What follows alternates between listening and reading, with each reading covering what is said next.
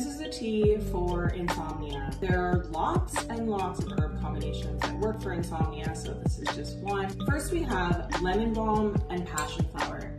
These two together are a pair that work better when combined, and we call that a dewy yao or herb pair.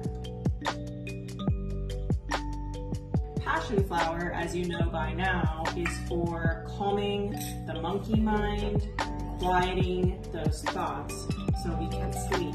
Lemon balm is especially helpful for stress or anxiety-induced insomnia. Next we have hops.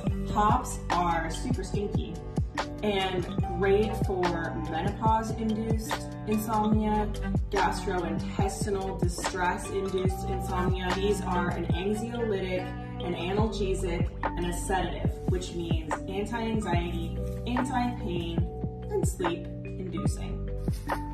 We have the even stinkier valerian root.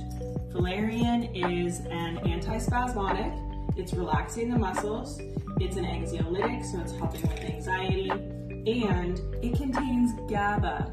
GABA is one of the main inhibitory neurotransmitters in our body that can help us relax and fall asleep faster.